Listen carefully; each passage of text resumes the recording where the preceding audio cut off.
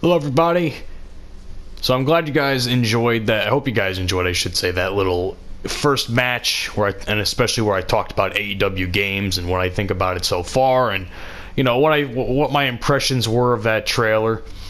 And now we're going to go to the main event of main event. Take your shot if you're playing the drinking game.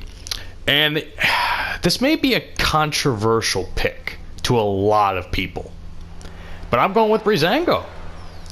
I mean, I like the bar. I wasn't really watching WWE at the time of their, team, but I enjoy the bar, and I've seen some of their matches, and I've seen some clips online, and, I think they were a great tag team. I definitely think it's been some of the most success Cesaro has found as a wrestler in WWE, even though he's incredibly talented, but for some reason just, he hasn't reached that next level that we all hoped he would get to.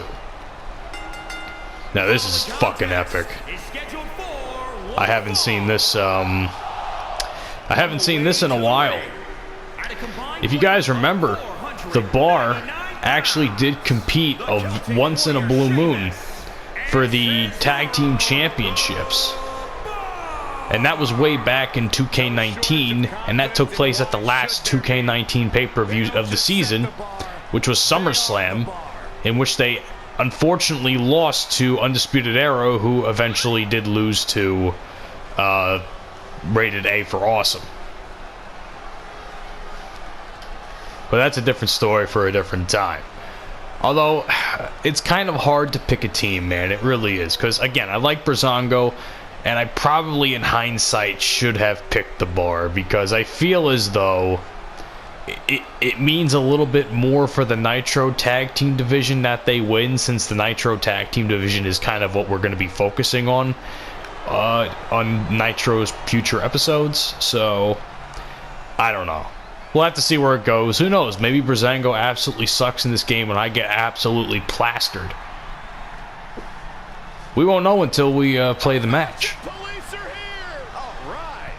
Now, Breezango, on the other hand, I have actually quite frankly enjoyed their return to NXT. I think they've done a very good job. I think their matches have been very entertaining. I think they have been very entertaining. I'm glad that they actually finally won the tag team championship in NXT, which was earlier this year. But I gotta be honest, the tag team division has not been very kind to NXT since the pandemic began. I mean, we went from essentially having Undisputed Era, who was easily the top tag team in that group, and they lost it to Matt Riddle and Pete Dunne. I was like, okay, yeah, let's see what Pete Dunne and Matt Riddle do. Unfortunately, we get the Stallion Pete was left in the UK, so Matt Riddle had the team with Timothy Thatcher, and however you want to consider that tag team is however you want to consider it. It actually turned into be a nice little mini feud. And then it went to Imperium, which they did nothing with it, and I feel it's terrible because I absolutely love Imperium on NXT UK, even though I haven't watched it in a couple of months. But Imperium NXT UK has been fucking great, and I thought maybe, oh yeah, this is gonna be great. It's gonna be a hostile takeover of NXT, and I was left to be very, very disappointed when Imperium did not really have the run that I wanted them to have. And then Breezango got it, and now what's their face? Oni and Danny Burch got it, the tag team championships for NXT. So in all essence, basically what I'm trying to get to is in that little ramble is that I think the NXT's tag team division is the weakest it's ever been, and I think that's partially due to the booking of NXT, and I think that's partially due to the pandemic, because a lot of teams are probably left out of the country, or they just weren't being built properly.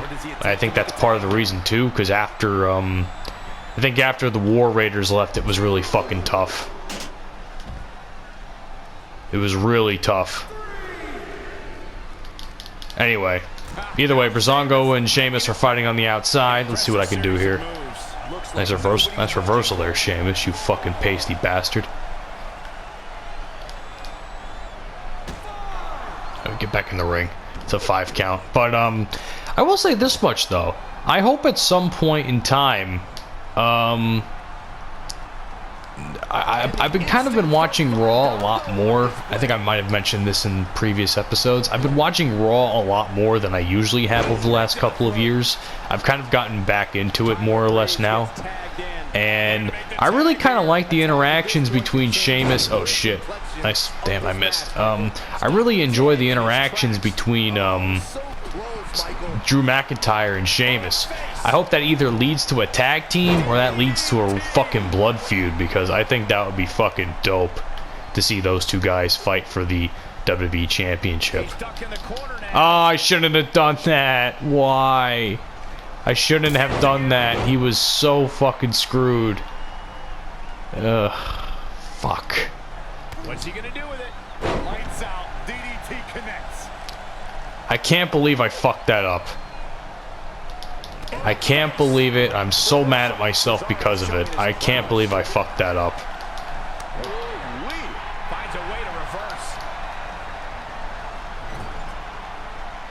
Oh, and the reverse. Oof. Wow, I just busted open Cesaro. Oh, wow. What the fuck is this going to be? Is this a powerbomb? Oh, shit. Powerbomb. It's a hell of a way to transition into a powerbomb by Cesaro there.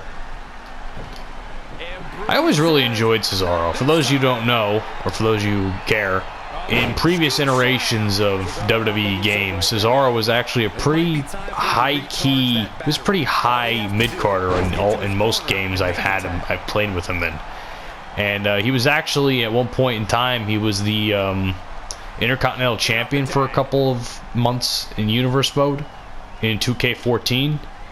And he's been very enjoyable to play in that regard. I think my favorite iteration of him has been in 2K14 because I think the music is fucking fantastic. His entrance music, I mean. The Swiss hip hop sounding music was dope.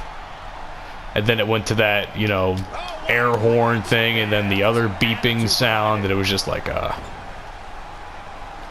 Flipping the script on him there. And now I don't even know what the fuck his theme song is. Not again. One of these competitors is eventually going to have to gain the upper hand. And to be fair, to mention previous games, Fandango has more or less been the jobber of the of most of the roster. Unfortunately for him. Oh fuck! Wait, what the hell? He might have been waiting on that one. Wait a second. I just noticed something. That might be the first time I've ever actually seen a superstar show up that he's cut in the game. And I actually did see it. You know what? I did a nice little suplex by Cesaro, and I was going to tag in Sheamus, that pasty bastard. But I actually saw a video because I was wondering to myself, it's like, God, is there like a fucking glitch or something, or like is there an issue with the game that I just can't get blood to show up or something? And it turns out that that is an issue. I mean, it wasn't just me experiencing it. It was literally almost everybody. Everyone I've seen a few videos, and everybody in the comment section was like, dude, what the fuck? Like, there's no blood in the game, and blood's turned on. And, you know, it sounds like really sickening to like want blood in a game, but like, to be honest with you, to play a hardcore match without blood turned on is kind of like stupid, for lack of better terms. It just kind of kills the fun of the whole thing. For years, and I should tell this story. When I was playing SVR 2011 on Wii, for years, maybe like a year or two, maybe a year and a half, I had, you know, I didn't even know you can turn blood on in games. So I would actually just play hardcore matches and nothing would happen. And I was like, oh wow, you can actually bleed in this game? Fuck yeah. And then practically almost every other match I was playing in, guys were getting busted open because I focused a lot on targeting their head all the time. Same thing with WWE 13 when I got that for Wii, because I skipped over 12 for some reason. Nice. But yeah, blood mechanics haven't been the same since they, blood mechanics have not been the same since they moved to, PS4. I can only hope the PS5 and Xbox Series X, when they eventually more wrestling games come to it, I can only hope that it's going to be enjoyable. Fuck! That was a fuck up. No! Oh! No! What did I say in the beginning of this fucking video? What the fuck did I say in the beginning of this video? I said something may fuck up and the bar might actually win. And I could have sworn I fucking kicked out of it that third time. I thought I had it the third time. And for some fucking reason, this game did not want me to get it. And I am very disappointed in myself that I got pinned there. Oh, man. I thought I fucking kicked out. I'm disappointed. I'm not angry. I'm not angry, but I'm disappointed at the same time. And goddamn shit, Cesaro just get fucked over there. But that's like great momentum for the bar. Honestly, that's like super great momentum for the bar. Since they're on Nitro, and since we're looking for a third Nitro team for Hell in a Cell. Ugh, that's gonna hurt. That loss is gonna sting for a while. That was good. I was so busy talking about so much other shit and just pushing buttons in hopes that something would work out. And I swear to God, I shit you not, ladies and gentlemen. I shit you not. I was gonna fucking hit the finisher on Cesaro as soon as he got in the ring. And what happened? Or I was gonna hit my finisher right when he hit his signature on me. And I am the one that got pinned. All because I waited. All because I waited. That's on me. That's on me. Ugh, that's gonna sting for a while. Anyway, guys, thank you for joining me on this episode of Main Event. I hope you enjoyed the 2 episodes I offered. We are now moving on to Monday Night Raw. I guess in this case, Friday Raw, since it's on Friday in Universe mode. But either way, we're going to EBCW Raw next. I don't know what matches I have in store yet, but I look forward to bringing you whatever the game gives me. See you guys then.